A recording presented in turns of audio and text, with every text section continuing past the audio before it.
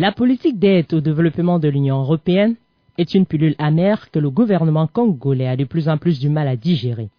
Kinshasa, par la voix de son porte-parole et ministre de la Communication Lambert Mende, a qualifié mercredi d'amalgame le rapport publié mardi par la Cour des comptes de l'Union européenne dénonçant une forme d'infantilisation. Selon Lambert Mende, depuis les années de dictature du président Joseph Mobutu, l'Europe, plus que d'autres partenaires de la RDC, a pris l'habitude de faire le bonheur des Congolais sans les Congolais, le rôle des autorités légitimes étant purement symbolique et se résumant généralement à la cérémonie d'inauguration des projets remis clés en main, tandis que la conception, la définition et l'exécution de la grande majorité des programmes financés par l'aide européenne au développement a toujours été la chasse gardée d'opérateurs européens choisis minutieusement par l'Union européenne. Durant 3 semaines, une mission d'auditeurs indépendants commanditée par la Cour des comptes européenne s'est rendue à Kinshasa, dans le Bas-Congo et dans le Kivu, le Nord et le Sud, afin d'examiner les résultats concrets de l'aide apportée au pays, considéré comme un partenaire important de l'Union, mais aussi un État fragile avec lequel toute coopération européenne avait été suspendue entre 1992 et 2002 pour cause de corruption. Mais les conclusions des auditeurs ont été pour le moins mitigées. Selon le responsable du rapport, Hans-Gustav Westbeck, moins de la moitié des programmes examinés ont atteint les résultats escomptés et que leur durabilité ne sera pas assurée. De 2003 à 2011, l'Union européenne a dépensé en RDC 1,968 millions d'euros, dont 72% attribués à des projets de développement, le reste se repartissant entre l'aide humanitaire, soit 25,5%, et la coopération en matière de sécurité et de politique, soit 4,5%.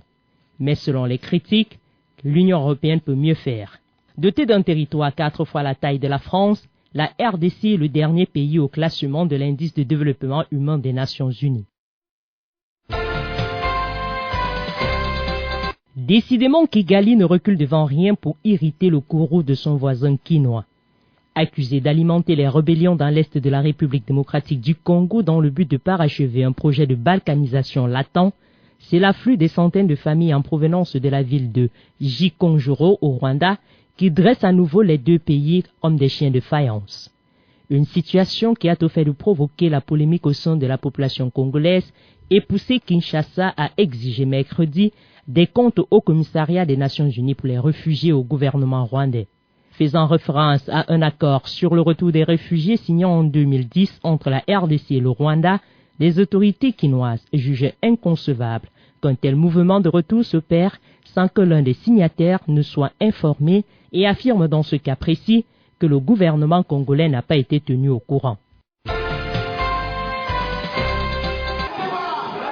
Après plusieurs jours de manifestations anti-austérité violemment réprimées par l'armée, le président soudanais Omar el-Béchir a enfin livré ses impressions. Le président Béchir, qui a reconnu que les manifestations pacifiques sont un droit fondamental, ne s'est pas empêché de dénoncer la mainmise des saboteurs de son régime dans les manifestations de la semaine dernière. Omar el-Béchir a également tenu à justifier les récentes mesures prises sur les subventions du carburant. Selon lui, la levée des subventions sur les carburants est surtout liée à l'augmentation de l'inflation et l'instabilité des taux d'échange et ces mesures visent donc à empêcher un effondrement de l'économie. Depuis la séparation du Soudan avec le Soudan du Sud en 2011, Omar el-Béchir a multiplié les mesures visant à stabiliser une économie essoufflée par la perte d'une grande partie de la production pétrolière et donc d'importantes sources de revenus. Entre attentats, manifestations estudiantines et campagnes électorales, Madagascar se rapproche inexorablement de la date butoir du 25 octobre prochain. La grande île résolue à ne pas tomber dans le piège d'une guerre civile, met les bouchées doubles pour que le calendrier électoral établi avec la CENIT et les partenaires étrangers soit respecté. C'est dans cette optique que la SADC, un des partenaires clés dans la résolution de la crise malgache, a annoncé mercredi par la voix de ses émissaires à Antananarivo le déploiement de 300 observateurs et l'octroi d'une enveloppe de 10 millions de dollars, soit 5 milliards de francs CFA, pour contribuer au bon déroulement des élections malgaches. Peu avant la communauté de développement de l'Afrique australe, c'est l'Union européenne et l'Organisation internationale de la francophonie OIF qui en septembre dernier avait annoncé l'envoi d'observateurs électoraux dans la Grande Île. Cependant, alors que le décor est planté pour accueillir ces élections malgaches, la gestion financière au niveau du PASSEM, le programme d'appui au cycle électoral à Madagascar, inquiète bon nombre d'observateurs.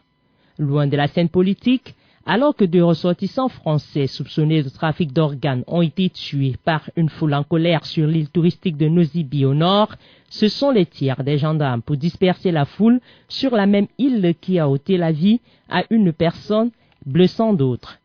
Les Malgaches sont appelés aux urnes les 25 octobre et 20 décembre prochains pour mettre un terme à près de 4 années de transition marquées par une profonde crise économique et sociale.